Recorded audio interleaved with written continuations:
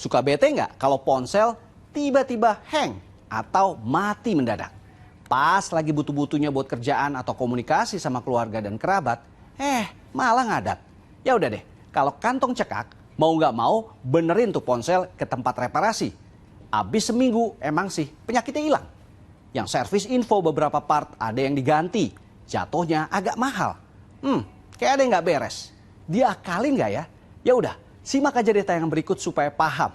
Tipu daya servis ponsel pintar selengkapnya.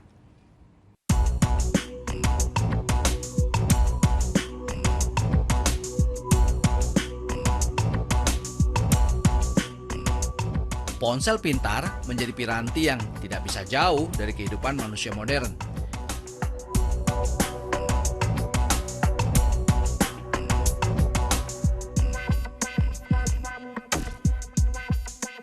Namanya saja barang elektronik, pasti ada saja permasalahan yang timbul dari penggunaan ponsel yang berlebihan.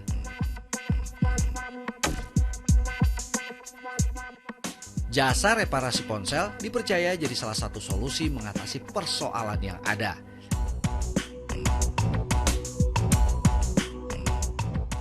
Tapi awas loh, jangan lengah waktu masrahin ponsel Anda untuk dioprek si tukang reparasi. Karena seorang informan bagi-bagi cerita sumbang dari bisnis ini.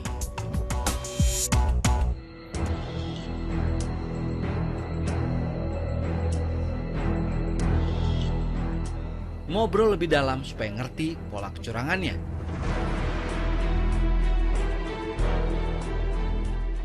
Itu yang kita sempat obrolin itu gimana Mas, yang kemarin di handphone itu Mas? Dari handphone saya itu yang tadinya saya bawa ke counter itu dalam keadaan memang sih ngeheng ya, lemot ya. Tapi tiba-tiba ada saja yang lain yang kerusakannya itu seperti tombolnya lah, gitu kan, kameranya gitu. Jadi kayaknya ada sedikit kecurangan di counter itu. Iya, itu saya harus menambah ongkosnya, jadi sejumlah part yang harus saya bayar.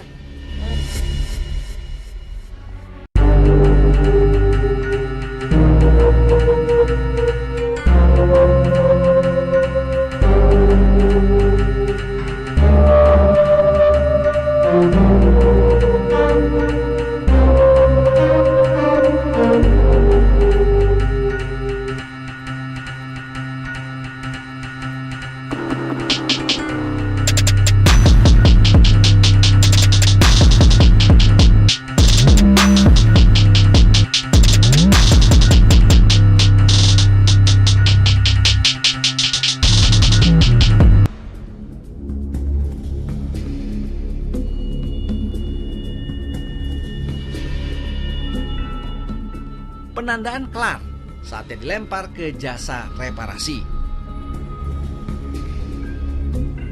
Satu titik lokasi yang dicurigai, kami drop langsung ponsel ini dengan ngocehin keluhan yang ada.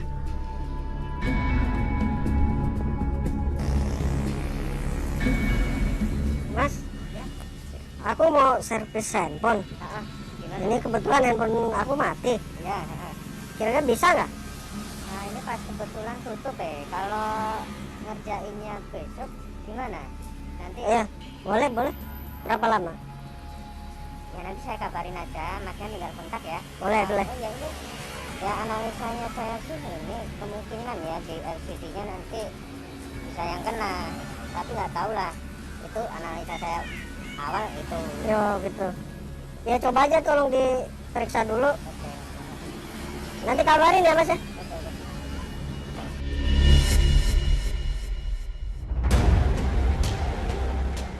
Emang lagi hoki kita. Toko udah nyaris tutup, tapi masih mau menerima gawai yang kami jadikan pasien.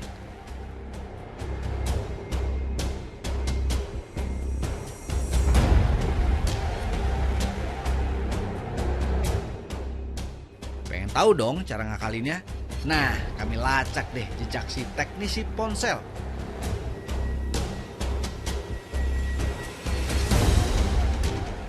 Lewat sebaran jaringan yang kami miliki, kediaman sang teknisi ponsel didapat. Yang lebih klop lagi, ponsel yang dijadikan pesakitan nongkrong di meja kerjanya. Ya memang dasarnya teknisi beneran, cepet aja kerjanya. Satu persatu baut pengait dikendorkan. Ini kenapa mas katanya mas? Data yang punya ini mas rusaknya. Jadi kemarin katanya yang rusak itu sempat jatuh ya. Kayaknya parah juga ini jatuhnya. Jadi sampai kamera tuh lepas nih dari konektornya. Mana ini? Ini jadi tadi dibongkar langsung nggak connect ke konektor mesinnya. Jadi oh ini sama ada ini konektor lens ya. Parah ini. Konektor apa itu mas? Ini untuk wilayah. Jadi harusnya kan agak masuk ya. Harusnya agak masuk begini. Terus dia kencingnya Itu buat di mana itu mas? Buat di LCD-nya ya?